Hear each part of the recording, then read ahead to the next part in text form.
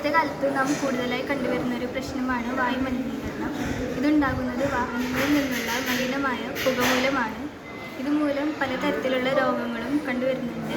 അതിനുദാഹരണമാണ് ബ്രോങ്കിറ്റിസ്, asthma എന്നിവ. നമ്മുടെ ഇന്ത്യയിൽ തന്നെ ഏറ്റവും കൂടുതൽ വായുമലിനീകരണം അനുഭവിക്കുന്ന ഒരു സ്ഥലമാണ് ഡൽഹി. ഡൽഹി മാത്രമല്ല, ഇപ്പോൾ കേരളത്തിൽ വരെ ഈ എയർ പൊല്യൂഷൻ വളരെ വ്യാപകമായി കൊണ്ടിരിക്കുകയാണ്.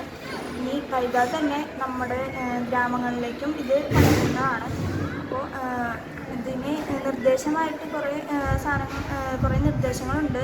വായുമലിനീകരണം കുറയ്ക്കാൻ എന്ന് പറഞ്ഞാൽ വാഹനങ്ങളുടെ ഉപയോഗം കുറയ്ക്കുക, അതൊക്കെ ഉണ്ട്. പക്ഷെ എന്നാലും വാഹനങ്ങളുടെ ഇത് കുറയ്ക്കാനൊന്നും അങ്ങനെ പറ്റുന്ന ഒരു കാര്യമല്ലാത്ത കാരണം നമ്മളൊരു എയർ ഫിൽറ്റർ വെക്കാനാണ് ഉദ്ദേശിക്കുന്നത്.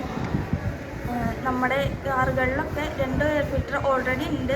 പക്ഷെ എന്നാലും നമ്മൾ എക്സ്ട്രാ ആയിട്ട് ഒരു എയർ ഫിൽറ്ററാണ് സ്ഥാപിക്കാൻ ഉദ്ദേശിക്കുന്നത്. നമ്മുടെ എക്സോസ്റ്റ് സിസ്റ്റത്തിൻ്റെ ടെയിൽ പൈപ്പിലാണ് ഈ ഒരു ഫിൽറ്റർ സ്ഥാപിക്കാൻ നമ്മൾ ഉദ്ദേശിക്കുന്നത്. ഈ ഫിൽറ്റർ വെച്ച് നമുക്ക്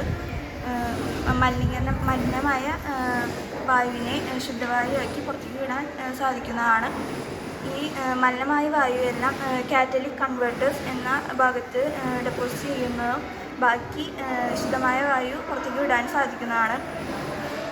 ഇതിൻ്റെ എക്സ്പ്ലോഷൻ സാധ്യത കുറയ്ക്കാൻ വേണ്ടി നമ്മൾ ATEX, IECX എന്ന സർട്ടിഫൈഡ് ആയ ഫിൽറ്റർ സിസ്റ്റംസ് ഉപയോഗിക്കുന്നതാണ്. അതുപോലെ ഗ്യാസ് നമുക്ക് തിരിച്ചറിയാൻ കഴിയുന്ന ഗ്യാസ്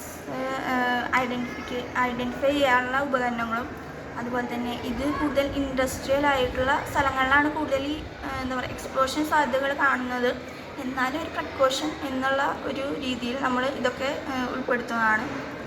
ഇങ്ങനെ ഇതുപോലെ ഈ ഇത് മാത്രമല്ല, എയർ ഫിൽറ്ററിൻ്റെ കണ്ടീഷനിങ്ങും എല്ലാം കൃത്യമായ രീതിയിൽ നടത്തിയാൽ തന്നെയാണ് ഇതൊന്ന്